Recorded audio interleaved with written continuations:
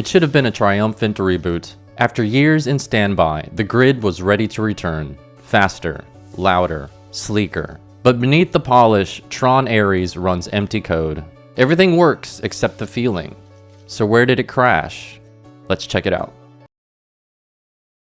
Tron Ares had all the right components. A beloved legacy, stunning visuals, and a cast brimming with promise. Jared Leto as the digital savior. Greta Lee as the programmer who brings him to life.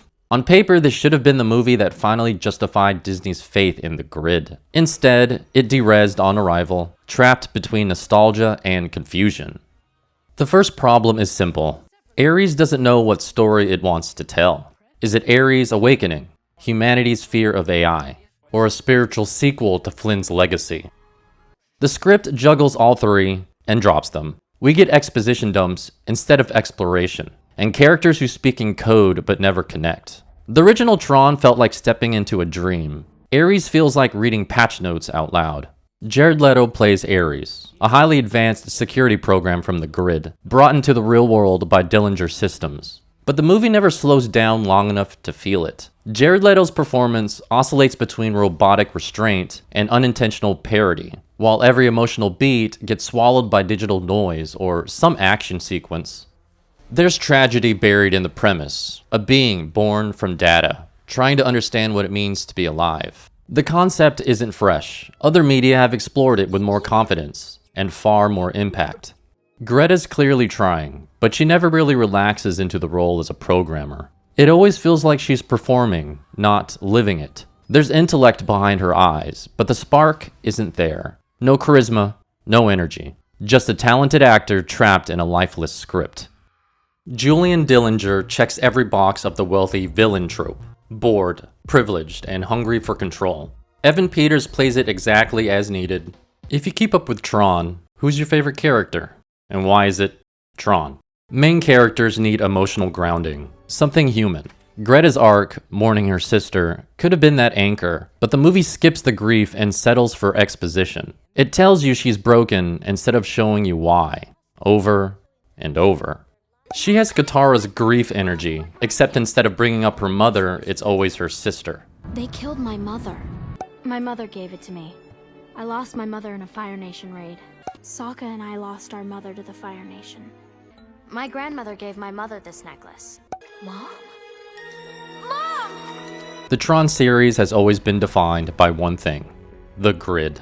A world of light, data, and philosophy. But Tron Ares throws that foundation out the window, shifting focus to the real world with real people, real settings, and far less imagination. From a storytelling perspective, I get it. The evolution makes sense on paper. Flynn's vision and the creation of the digital frontier.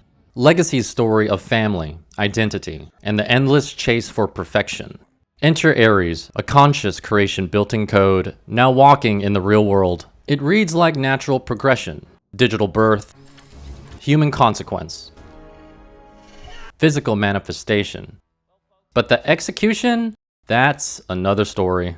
After 40 years, Tron has built more than just a universe. It's built mythology, a cast of characters who represent hope, rebellion, and the human struggle against perfection itself.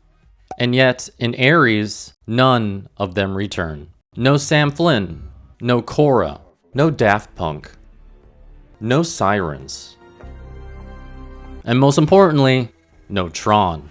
It's a reboot that forgets its own identity. I hate to break it to you, but the film strips away everything that gave Tron its soul. As director Joachim Ronning put it, sometimes actors don't want to be in a movie anymore, and then there's creative direction. But when you abandon the grid and push aside the characters we came for, what's left?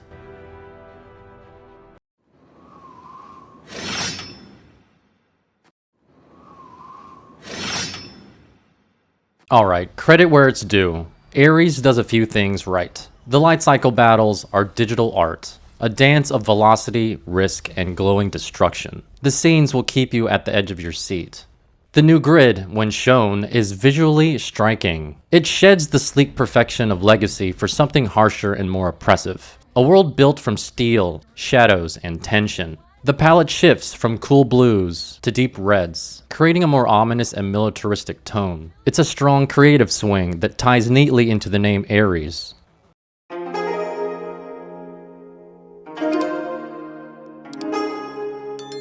What's the final takeaway from Tron Ares? It's a film bursting with potential, an iconic franchise, eye-catching visuals, and the promise of a brighter frontier.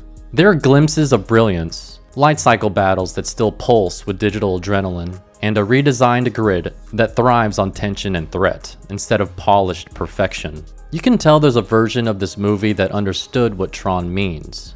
Creator versus creation, freedom versus control, and the line between humanity and circuitry blurring in ways that both fascinate and frighten. But the final product feels incomplete, like a system missing critical files. It forgets the grid, it forgets the icons, it forgets what made Tron matter in the first place. Instead of expanding the mythology, Ares disconnects from it. Instead of evolving the themes, it flattens them. There's no Sam Flynn chasing purpose, no Korra discovering humanity, no Tron fighting for freedom, just a familiar brand running an unfamiliar program. And that's the real disappointment. Not that it tried something different. The grid has always evolved, but the light that once defined it never came through the portal. Thanks for watching, and as always, remember to save your progress. You never know when the system might duress.